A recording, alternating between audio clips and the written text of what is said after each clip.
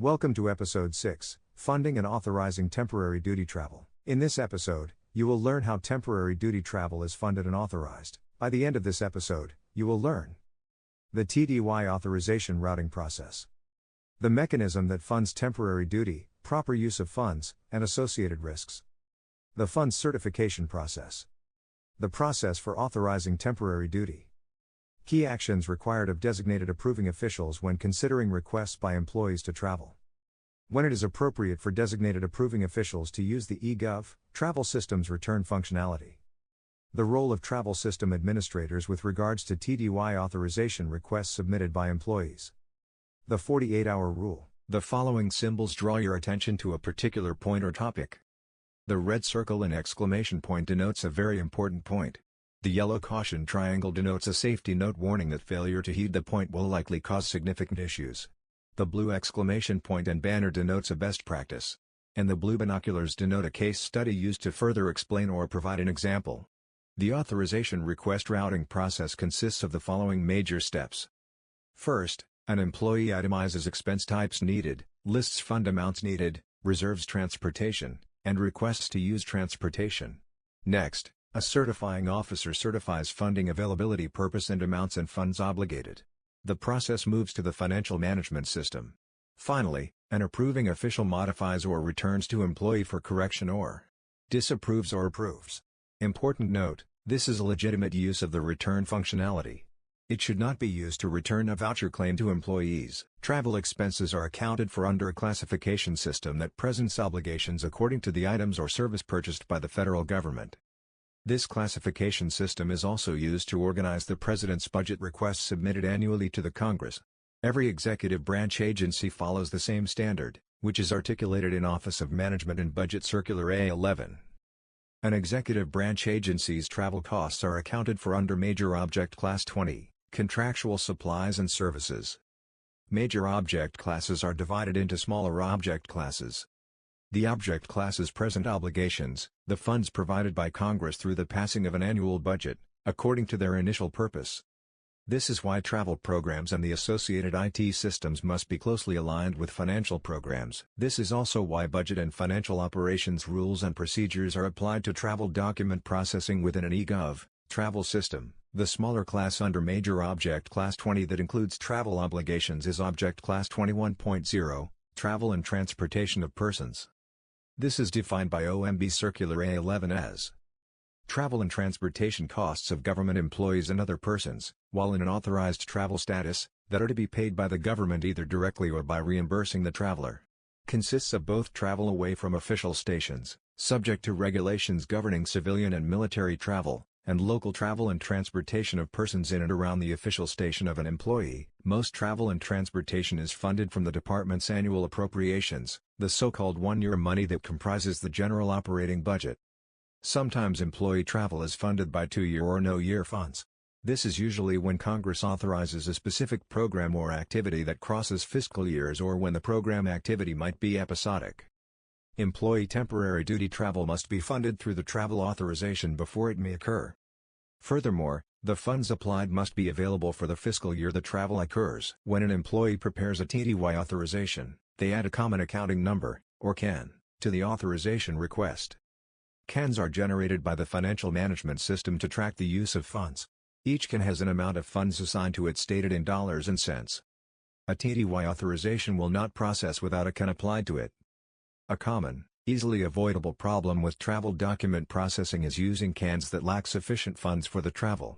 When a CAN lacks sufficient funds, the travel document will not process and will display an error code. Certifying officers can avoid this by ensuring the CAN used has sufficient funds available to pay for the travel. Once a CAN is assigned to a TDY authorization request, and the authorization, including the use of the CAN, is certified, the CAN should not be changed. Financial auditors consider CAN changes and insufficiently funded CANs to be program risks and reportable conditions. Financial auditors consider this a major problem and a reportable condition. A TDY authorization request routes to a certifying officer after the employee submits it. A certifying officer is an official appointed in writing by a budget officer for the express purpose of certifying the availability and use of appropriations is proper according to time, purpose and amount as required by federal appropriations law. Improperly certifying funds carries with it pecuniary liability. This means if the funds used is determined to be inappropriate, the funds might be recouped from the certifying officer. If the funds are available for the fiscal year the travel will be performed, they will be used for the purpose intended, to travel, and the amount requested by the employee is available to be obligated, meaning reserved for that purpose, then the certifying officer may stamp the employee's travel request certified. Failure to properly certify funds can result in an Anti-Deficiency Act violation.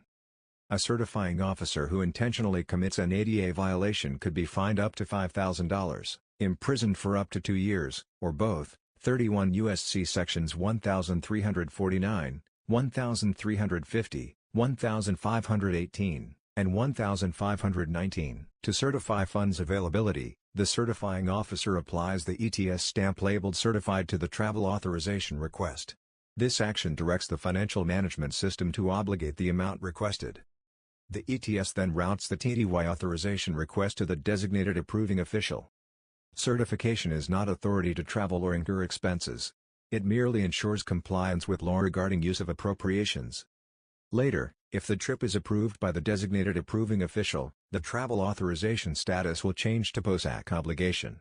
That status indicates travel expense voucher claims may be filed against the travel authorization's funding. The designated approving official considers the request and is designated to act on behalf of the government as required by the FTR, including for the purposes of selecting the methods of transportation for the employee, including the common carrier transportation, rental cars, and ground transportation such as taxis, TNCs, mass transit, and special conveyances.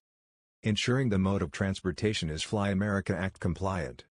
Determining when a rental automobile larger than a compact size is justified. Determining when actual expenses are needed.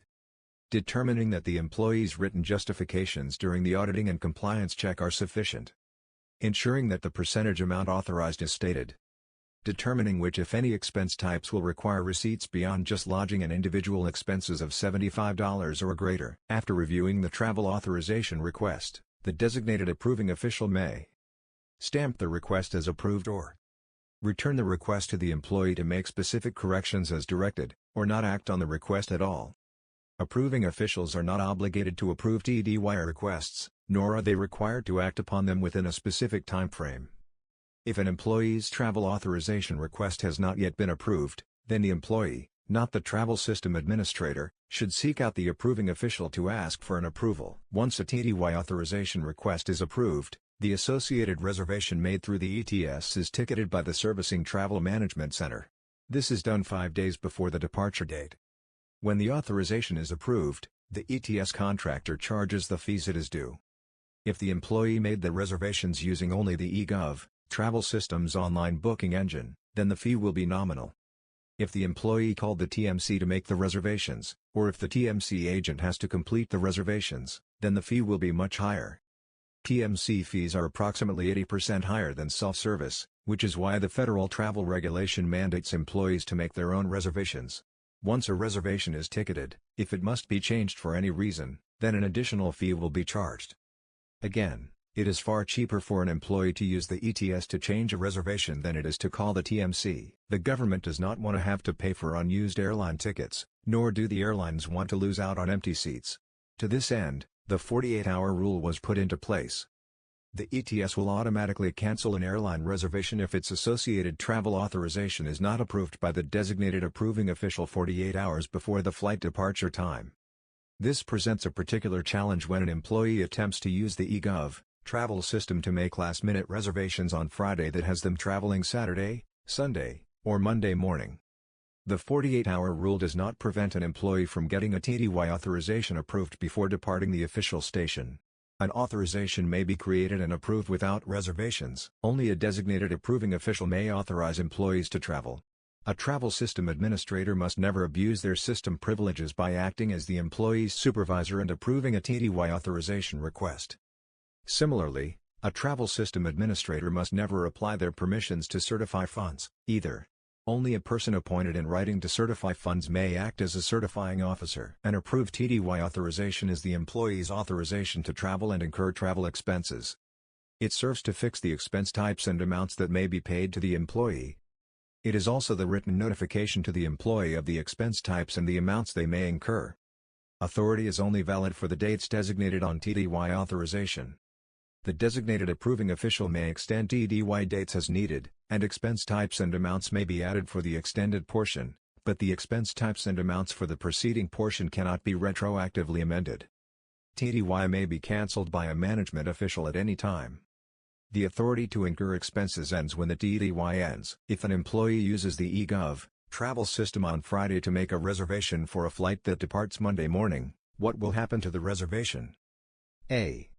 The reservation will be made, but it will automatically cancel on Saturday morning if the authorization is not approved before then. B. The ETS will display a warning and not make the reservation.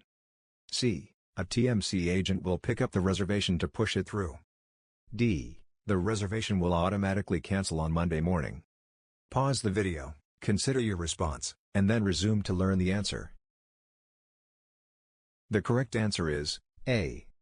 The reservation will be made, but it will automatically cancel on Saturday morning if the authorization is not approved before then. According to the FTR, who is responsible for choosing the method of transportation on a TDY authorization? A. The travel arranger. B. The TMC agent who makes the arrangements. C. The employee. D. The designated approving official. Pause the video, consider your response, and then resume to learn the answer. The correct answer is D. The designated approving official. When may a TDY authorization request be returned to an employee for correction? Select all that apply. A. When the designated approving official directs a different method of transportation be used, which could be due to flight time, departure date, cost, airport used, airline used, seat selection, or other considerations. B. When the certifying official determines the cost of the trip is not advantageous to the government. C. When the flight to the TDY destination is 14 hours or longer and the employee has reserved a business class seat at government expense, but the designated approving official wants to direct the employee to make a rest stop en route. D. When the employee has an approved reasonable accommodation for business class seating for flights 4 hours or longer, but the employee reserved economy class seating. Pause the video, consider your response, and then resume to learn the answer. The correct answers are A and C. When the designated approving official directs a different method of transportation be used, which could be due to flight time, departure date, cost, airport used, airline used, seat selection, or other considerations. When the flight to the TDY destination is 14 hours or longer and the employee has reserved a business class seat at government expense, but the designated approving official wants to direct the employee to make a rest stop en route. True or false? If the time, purpose, and amounts tests are met, then the authorization request can be stamped certified in the ETS. Pause the video, consider your response, and then resume to learn the answer. The correct answer is true. Which of the following actions may a designated approving official take after reviewing a travel authorization request? Select all that apply. A. Modify the authorization to ensure it passes the certifying officer. B. Stamp the request as approved. C.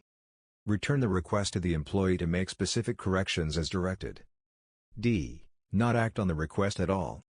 Pause the video, consider your response, and then resume to learn the answer. The correct answers are B, C, and D. Stamp the request as approved. Return the request to the employee to make specific corrections as directed. Not act on the request at all. Congratulations! You have completed this episode. Thank you for participating. The next episode in this series is episode 7. Traveling and incurring expenses.